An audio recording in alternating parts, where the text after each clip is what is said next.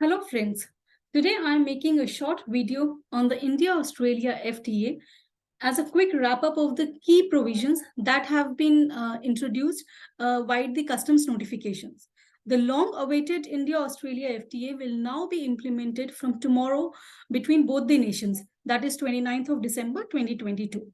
Therefore, the trades that take place between the two nations, that is the imports and the exports from to and from India, both will be benefited. There are various provisions. This India-Australia FTA will typically be called as India-Australia Economic Cooperation and Trade Agreement. So the rules have been framed, which determines how the certificate of origin has to be obtained, what are the key terms and conditions, and how the monitoring will be done, how the verification would be done, etc., and many other provisions. Apart from that, separate exemption notifications have been issued under the customs law. To start with, let's start with what the agreement says and then what the benefits are typically under the exemption notifications. So as it is under the other FTAs also, quite similar one, but yes, it's different on many counts as well. So this agreement also specifically lays down that the criteria for origin of the goods will be typically twofold. One is the goods have to be wholly obtained, or the goods can be with a value content, value added, which we say. For wholly obtained, there is a list of the entire processes, the goods, which will qualify as wholly obtained. And secondly, for the value content, there are two ways typically how the value content will be made applicable. One is the general rule, which is the default rule if none of the product specific rule applies. And the other is definitely the product specific rules. So there's a long list of the HSN wise products which is given, which specifies the conditions which needs to be satisfied for those very products which are to be imported, say, into India. And the conditions need to be satisfied with respect to those products for the origination of the good. So if your product is falling under a product specific rule, then the satisfaction has to be done for that very product. If there is no product specific rule specified for your product, then in that case, the general default conditions will have to be satisfied for the fulfillment of the certificate, for the fulfillment of the QVC, which we say which is typically the value content, qualifying value content, QVC. The wholly obtained or produced goods, when we say, this is typically like the goods which have originated in the other country, other party, and which are basically out of the natural processes, like the live animals, the fruits, flowers, the grains that are grown there, the things that are found under the seabed or on the surface, the mining activities, etc. So these are the things which are typically wholly obtained. Other than that, everything else falls in the value content method, whether it's a product specific rule or through the default rule. So if the item is not getting covered under the wholly obtained, then it has to be the value content. Interestingly, the value content method which it specifies, for the first I'll go through the default rule. For the default rule, it says that it has to be for all the non-originating materials, which are the raw materials which are embedded into the final product which is being imported from the other country. So all the non-originating raw materials, they have to satisfy the criteria of CTSH. CTSH is change in tariff subheading. So that means 6-digit level change.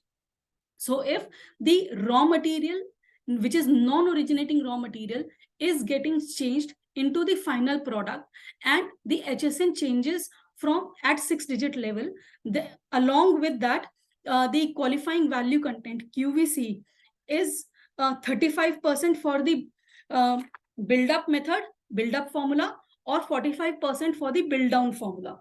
Then in that case, the default rule will be satisfied and one can avail the benefit of the certificate of origin.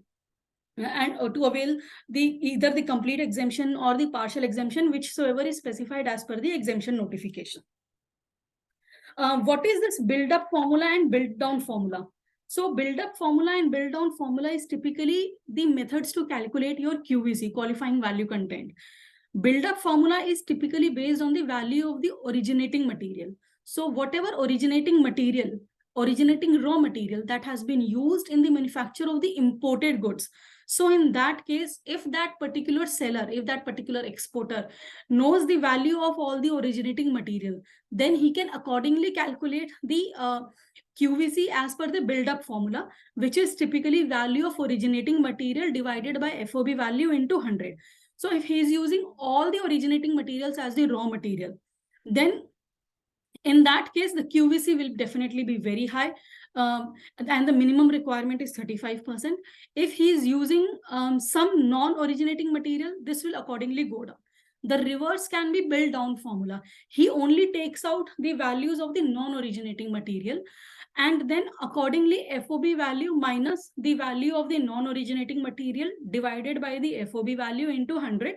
This should be above 45%. So this is the build down formula. So we have two formula. One is build up formula, one is build down formula, and the QVC for in both the formula is different. For build up, it's 35%. For build down formula, it is 45%. Interesting to note that in this FTA, it does not have any criteria for based or any formula which is based on the cost plus profits plus, which we typically call a direct method, which is normally there in many other FTAs, in which you calculate all your costs, like your raw material cost, your overheads, your profits, your labor cost, your service cost, many other costs, and then accordingly arrive at the QVC. That particular formula itself is not there. So basically, whenever you have to calculate QVC, it will either have to be on a build-up formula or on the basis of a build-down formula, whichever is convenient for the exporter. Once he opts for a typical formula, whether build up formula or build down formula, he has to continue with that particular method, and he cannot just change that method every time basis every shipment. So this is how this build up formula and or build down formula has to be calculated. Interesting to note is that the agreement, the rules specifically provide detailed guidance on how this value of non-originating material or originating material has to be calculated. There are various things which are provided, like what needs to be added to the and what needs to be deducted from either the originating material or the non-originating material to finally arrive at the final value which needs to be taken up for the QVC. So there's a long list. For example, like for originating material, it says that the following expenses may be added to the material if not included under subrule 5. There is a separate rule, namely like the cost of freight, insurance, packing, other transport cost, similarly duties, taxes, customs, brokerage fees on material paid in, and then but not the creditable taxes. Basically, the taxes which are a cost to the exporter, typically he can include those costs in the value of the originating material, and then accordingly calculate cost. Also, like cost of freight, insurance, packing, it's not that every cost in his factory, in his organization can be added. So there are defined costs for it which needs to be added. This is, I'm talking from one way perspective. Similar goes with the other way also. As in, like, if there is an exporter here in India and he is exporting the goods to Australia, then in that case, he also needs to fulfill all these criteria to obtain the certificate of origin from the Indian authorities, so that a preferential certificate of origin, not the non-preferential certificate of origin, because it is the preferential certificate of origin which grants the duty benefit. The non-preferential certificate of origin doesn't grant you any duty benefit. So once he applies, so all these criterias will be applicable to him. All the cost sheets, all the calculations will have to be submitted by him to the authorities, and accordingly get the certificate of origin from the authorities, Indian authorities. And that particular notification is also out as to who all can issue the certificate of origin for the India-Australia FTA.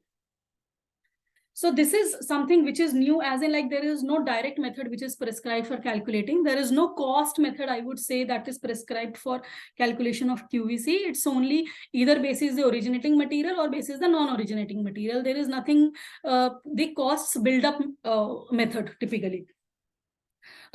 Next is the typical rules of accumulation, cumulation, de minimis, minimal operations. All those are still applicable in this FTA also. Um, uh, for just a quick wrap up on as to what is accumulation, de minimis, or minimal operations and all that, I'll just say in one line. Accumulation is typically, say, if an Indian exporter is procuring some raw material, an exporter is a manufacturer, and he is procuring some raw material from Australia itself, then in that case, the benefit of the Australian imported material will also be given to him, in the sense that it will not be treated as non-originating material, but it will be treated as an originating material, and accordingly it will go into your calculation of the originating material itself. And same is true the vice versa. So if there is an exporter in Australia, the raw materials which he procure from India, so in that case, while giving up his calculations, while calculating, he will include it in the originating material, but not in the non-originating material. So non-originating is, there are various methods prescribed as to, and the meanings prescribed as to when it can be treated as originating, when it has to be treated as non-originating, when a particular expense has to be, or a raw material has to be treated as originating and non-originating. So while making the calculations, one has to be very careful of all these contexts, because maybe as of now, since the certificate of origin is typically like, it contains all the details of the shipping also, so it's normally applied after the shipping, after the goods are loaded onto the vessel, because it has to contain the details of the shipping vessel and shipment date and everything, also the invoice number, everything. So in that case, the authorities are actually in a hurry to issue you the certificate of origin within a period of 3 days or 5 days, because if they don't issue you within that period, they have to issue you the certificate later on, which is typically retrospectively marked. So in that case, the certificate of origin will say that this certificate of origin is issued retrospectively. So at that time, normally they don't go into detail for all these things, and whatever appears on the face, if they see that it appears to be in conformity, they normally issue the certificate of origin. But don't think that that will never come up, because at times when the audits come up, when the department raises the queries, then it opens everything, and all your working sheets and everything will be open. So be careful while doing all the calculations, and having a backup with you for all the each and every shipping bill, each and every bill of entry, as to how the calculations have been arrived.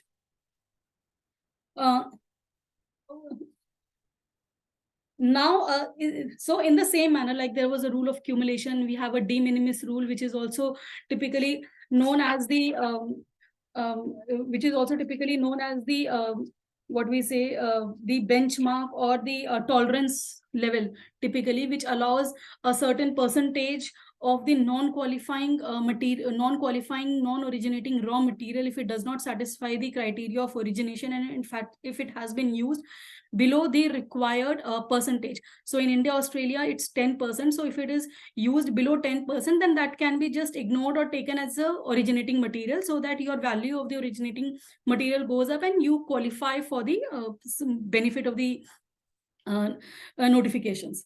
Then there's separate treatment which has been given for how the packaging material, how the costs of the packaging material has to be arrived at, and how those have to be treated, whether as originating, non-originating. Similarly, for the indirect materials typically like fuel, oil, your capital goods. There's a complete definition given for the indirect materials, and it says that those shall be considered at originating without regard to where it is produced, from where it is procured, without everything. So you just take the values of those particular things which are listed in the indirect materials, consider them as origin, allocate them to your final product as to how much is the cost for that particular product on the final product which you are exporting.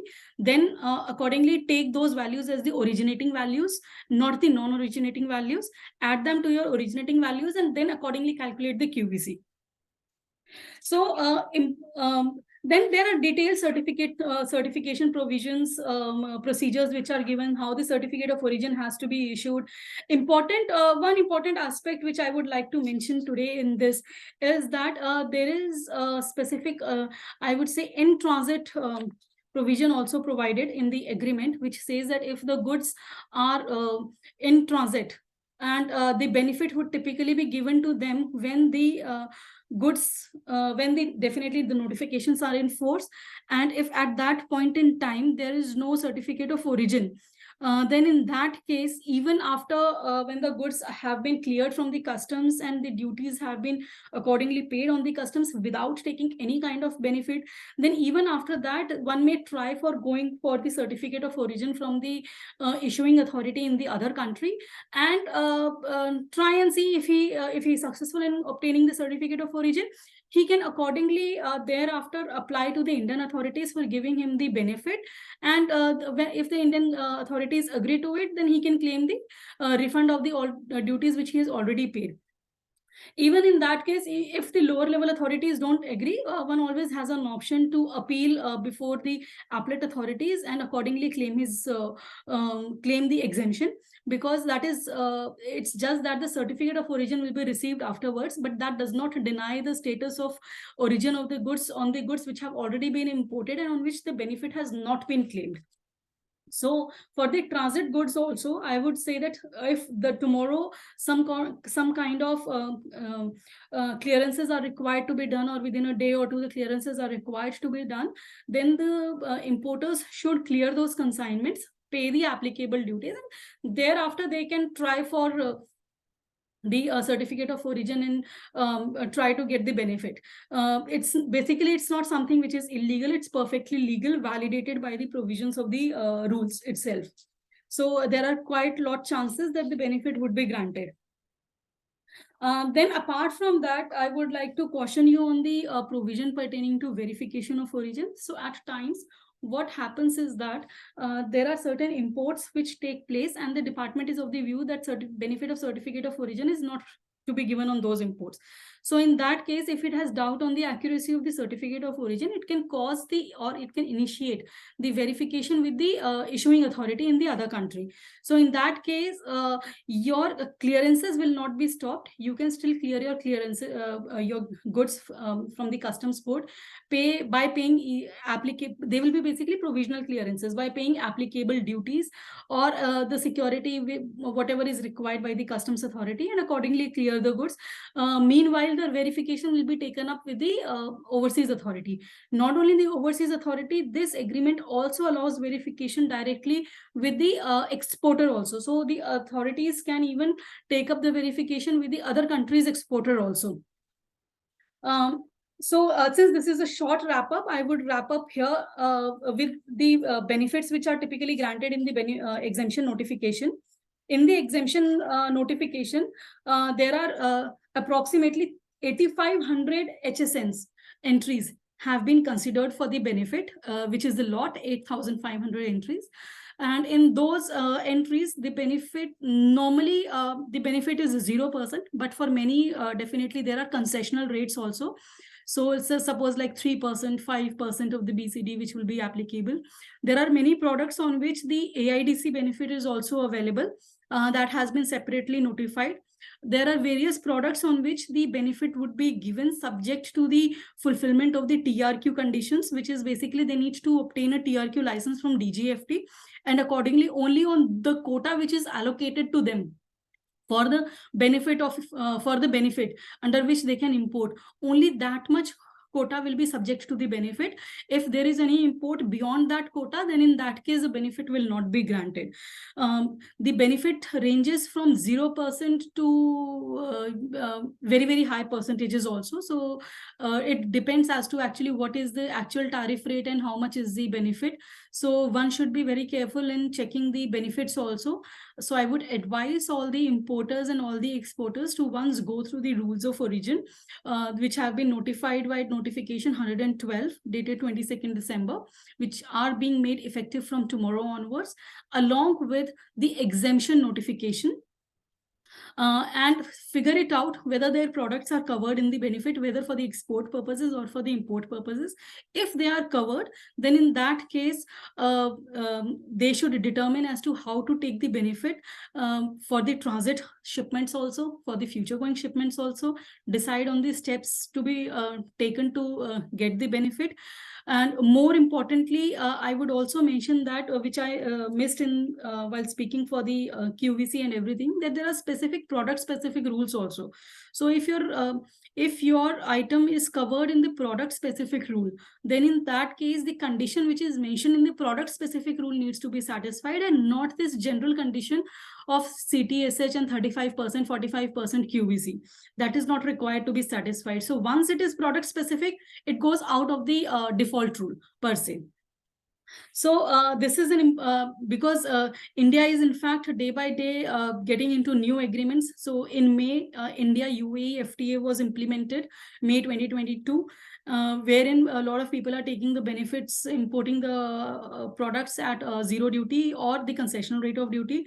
Now from tomorrow, the India-Australia FTA will be in force, and definitely we all know that India is in talks with UK also and many other European countries also. So let's see how they progress. But as of now, for India, Australia, it's a good news that it's effective from tomorrow onwards. And you please start taking the benefit for any kind of guidance. And also not forget to fill up the correct form 1 of the Carota rules, because that is very, very important. That can not only hamper you, but also your all the past and future consignments also.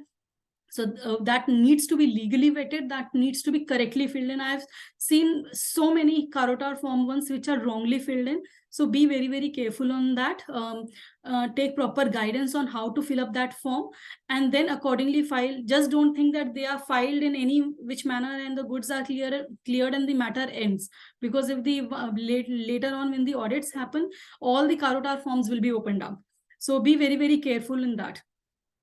Hope this quick wrap-up session is useful to all of you. Thank you very much. You can reach out to me at shweta@rsalegalsolutions.com, SHWETA@rsalegalsolutions.com.